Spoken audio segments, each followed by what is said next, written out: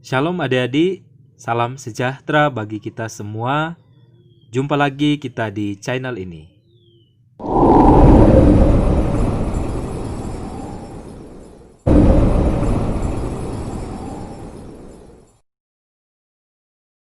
Nah adik-adik, kita akan belajar pendidikan agama Kristen dan budi pekerti kelas 4 SD, pelajaran yang ke-6, dengan tema Mengapa Bergantung kepada Allah, bagian yang pertama. Adik-adik, sebelum kita lanjut ke pembahasan kita dengarkan tujuan pembelajaran kita kali ini ya. Setelah menyimak video pembelajaran ini, siswa dapat menjelaskan alasan manusia bergantung kepada Allah dengan benar. Nah, mari kita bernyanyi dan berdoa sebelum kita mulaikan pembelajaran kita ya. Kita bernyanyi Kaulah Harapan. Bukan dengan kekuatanku ku dapat jalani hidupku tanpa Tuhan yang di sampingku. Ku tak mampu sendiri, Engkaulah kuatku yang menopangku. Ku pandang wajah-Mu dan berseru, pertolonganku datang dari-Mu. Peganglah tanganku, jangan lepaskan. Kaulah harapan dalam hidupku. Mari kita berdoa. Bapa kami yang di surga, kami bersyukur untuk kebaikan-Mu dalam hidup kami. Saat ini kami akan belajar, kiranya Tuhan menolong dan memberikan hikmat bagi kami, supaya kami mengerti dan memahami setiap pelajaran yang akan dipelajari saat ini. Terima kasih Tuhan, dalam nama Tuhan Yesus kami berdoa. Amin. Adik-adik, coba kalian pejamkan mata sambil membayangkan pemberian Tuhan yang indah dalam hidupmu. Misalnya ayah dan ibumu yang selalu merawat dan menyayangimu, saudara-saudaramu, guru-guru dan teman-teman yang ada di sekitarmu. Bayangkanlah ciptaan Tuhan yang luar biasa. Matahari yang bersinar dengan cerah, bulan menerangi di waktu malam, bintang yang berkilau di langit, tumbuh-tumbuhan yang beraneka jenis, bunga-bunga yang indah dipandang, pohon-pohon yang rindang untuk berteduh, gunung yang menjulang tinggi, dan burung yang berkicau dengan merdu. Kemudian, bayangkanlah kamu diberi ciptaan Tuhan, seekor anjing yang sangat lucu dan pintar. Anjing itu sangat kamu sayangi. Dia menjadi teman bermain setiap hari. Kamu sangat senang bercanda dengannya. Tidak jarang kamu memeluk dan membelai bulunya yang bersih dan halus. Ketika kamu belajar, ia dengan setia menunggu dan menemanimu. Setiap kali kamu pulang sekolah, dia selalu menunggumu. Dia selalu menyambutmu dengan girang sambil menggoyang-goyangkan ekornya. Namun, setiap hari dia akan menyambutmu dengan setia. Suatu kali pulang sekolah, kamu tidak mendapatinya menyambutmu seperti biasa. Ketika kamu mencarinya dalam rumah, ia pun tidak ada. Di halaman sekitar rumah juga tidak ada. Ibumu memberitahu bahwa anjing kesayanganmu itu tertabrak mobil dan tidak bisa ditolong lagi. Anjing kesayanganmu itu tergeletak, tidak bernyawa lagi.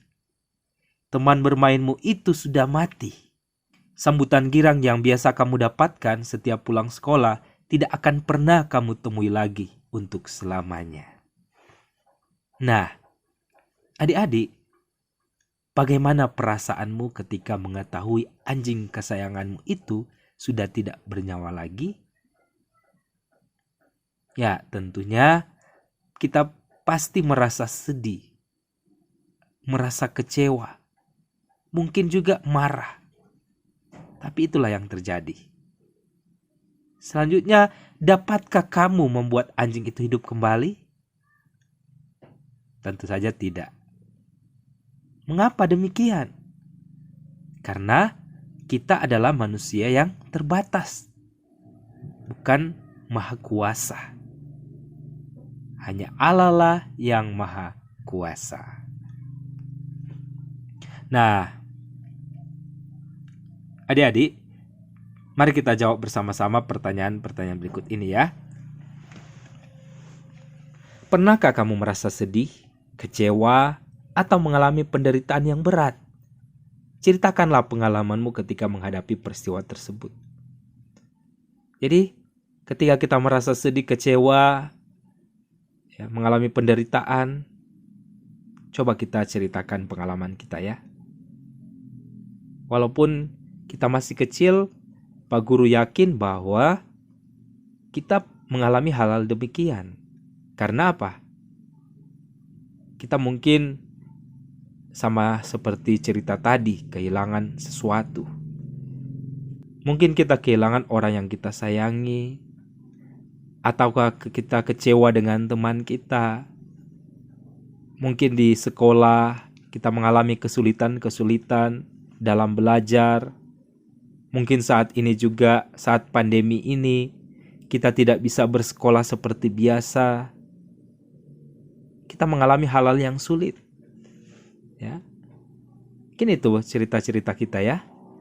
Nah, ketika kita mengalami hal demikian, kepada siapa kamu minta tolong ketika kecewa?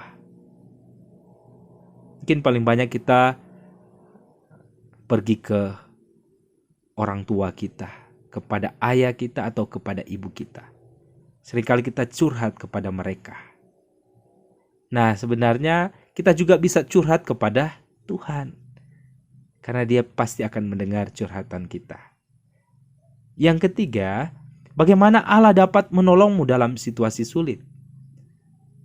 Pak Guru yakin Tuhan pasti akan menolong kita, walaupun kita bisa melihat Tuhan dengan iman kita. Kita tidak bisa melihat dengan kasat mata kita, tapi hanya dengan iman kita. Tentunya pertolongan yang Tuhan berikan dalam hidup kita itu bukan secara langsung, tapi melalui orang tua kita, melalui ayah, ibu, atau mungkin teman-teman kita. Ya seperti itu ya. Nah adik-adik, mari kita dengar dan simak kisah Ayub berikut ini ya. Nah, kita bisa membaca kisah dari Ayub di dalam kitab Ayub pasal yang pertama ayat 1 sampai 22 sampai dengan pasal 2 ayat 1 sampai 10 ya. Nah, adik-adik, Ayub adalah orang yang berbudi luhur dan sangat kaya. Ayub tinggal di kota Uz. Ia dan istrinya mempunyai 7 anak laki-laki dan 3 anak perempuan. Ayub selalu berdoa untuk keluarganya. Ayub adalah orang yang paling kaya dan terkemuka di negeri itu. Coba pikirkan, kambing dombanya 7.000 ekor, untanya 3.000, lembu 1.000, dan keledai betina 500 ekor. Tidak hanya itu, Ayub memiliki beratus-ratus pembantu laki-laki dan perempuan. Ia sangat kaya. Meskipun begitu, ia tidak sombong. Ia sangat baik dan murah hati. Ia suka menolong orang-orang miskin yang datang kepadanya. Ayub bahagia karena ia mengasihi Allah. Ia tahu dan sadar bahwa semua kekayaannya datang dari Allah. Ia tahu bahwa ia akan aman bergantung kepada Allah. Allah selalu menjaga dia. Sebab itu ia sangat berterima kasih. Ayub sungguh saleh dan jujur. Ia takut akan Allah dan selalu menjauhi perbuatan jahat. Bahkan Ayub rajin berdoa memohon ampun kepada Allah jika anak-anaknya melakukan kesalahan dan berbuat dosa.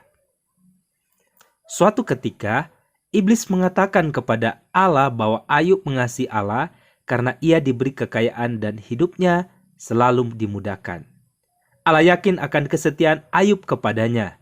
Maka Allah mengizinkan iblis mengambil semua berkat yang telah diterima Ayub untuk memperlihatkan kepada iblis bahwa Ayub benar-benar mengasihinya. Dalam satu hari saja, semua kekayaan Ayub dirampas, dan para pembantu serta anak-anaknya mati terbunuh. Tentu saja Ayub menangis dan sangat sedih, tetapi ia tetap percaya kepada Allah. Kemudian, iblis mengatakan bahwa Ayub pasti akan mengutuki Allah jika kesehatannya diambil. Karena itu, Allah mengizinkan iblis menyakiti Ayub, tetapi ia tidak boleh membunuhnya. Sahabat-sahabat Ayub mengatakan bahwa ia dihukum karena dosa-dosanya. Tetapi Ayub tidak setuju dengan pendapat mereka. Walaupun ia jatuh sakit, diejek oleh teman-temannya, ditimpa banyak penderitaan, dan tidak mengerti apa sebabnya, ia tetap percaya kepada Allah dan kesetiaannya. Sementara itu, penderitaan Ayub terus berkepanjangan. Hati Ayub sangat remuk dan sedih. Ia heran mengapa Allah membiarkan semua itu terjadi. Ia merasa tidak bersalah dan tidak berdosa. Ayub jadi penasaran dan bertanya-tanya dalam hatinya. Ia membela diri di hadapan Allah dan berkata, "Berapa besar kesalahan dan dosaku? Beritahukanlah kepadaku pelanggaran dan dosaku itu." Ayub bergumul terus dengan penderitaannya. Namun Ayub sadar bahwa ia bukanlah siapa-siapa sehingga ia berhak menggugat atau mempersalahkan Allah. Ayub menyesal dan mengaku keliru. Ia mencabut kata-katanya. Ia pikir bahwa orang yang diberkati Allah tidak mungkin kena musibah.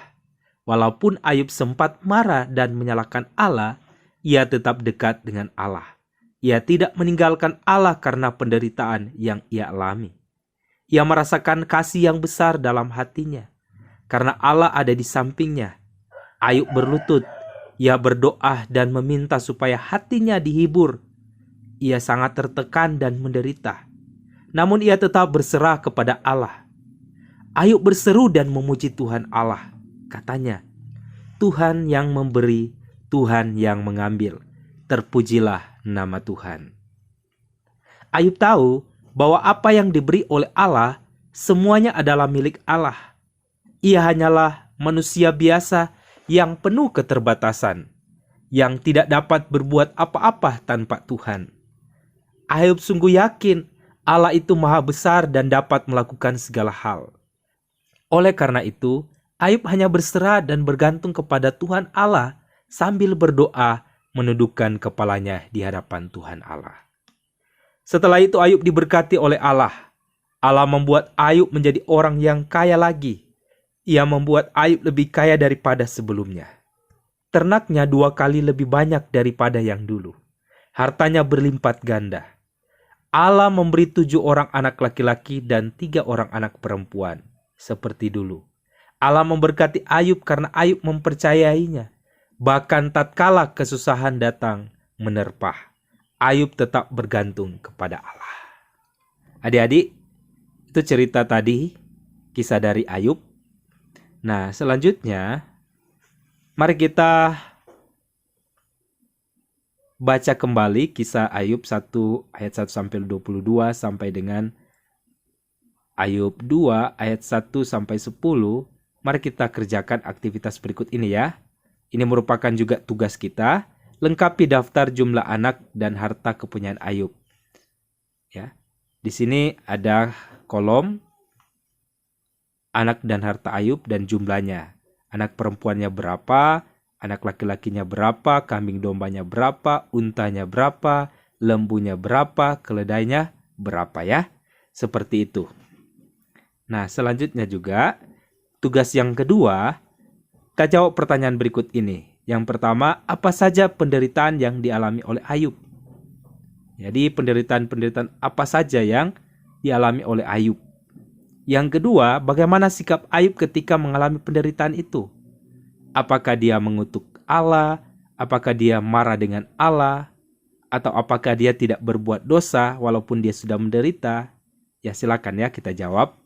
Yang ketiga, bagaimana perasaanmu jika menghadapi peristiwa seperti Ayub? Apakah kita marah dengan Tuhan? Apakah kita tetap bersyukur? Apakah kita mau menerimanya? Apakah kita tidak bisa menerimanya? Itu tergantung kita masing-masing. Ya, perasaan kita masing-masing. Ya, silakan jawab ya. Nah, adik-adik, kita masuk ke kesimpulan. Jadi, kisah Ayub mengajarkan kita bahwa kita manusia terbatas.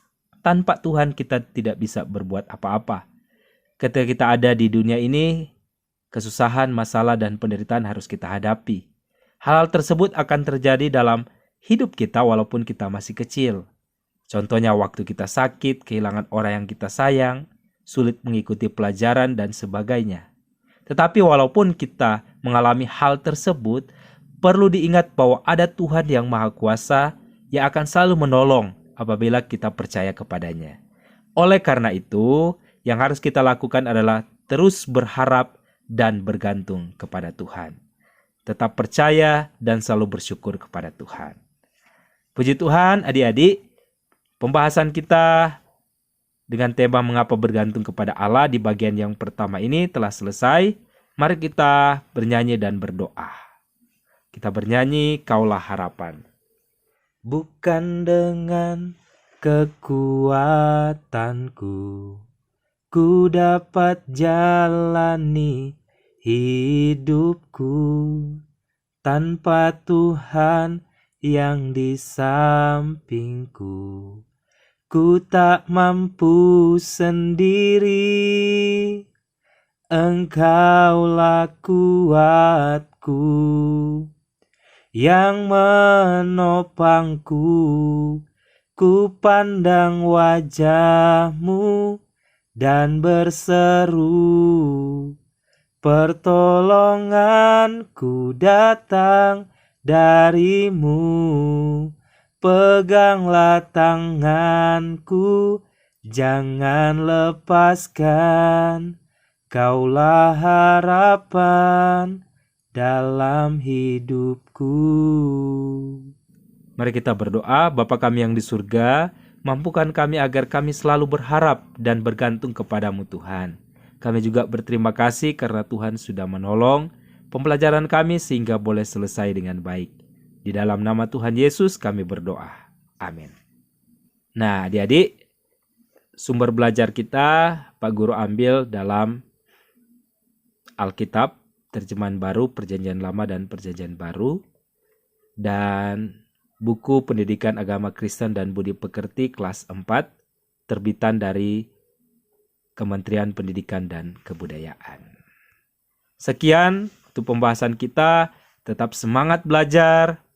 Tetap jaga kesehatan, dan terima kasih. Tuhan memberkati. Shalom.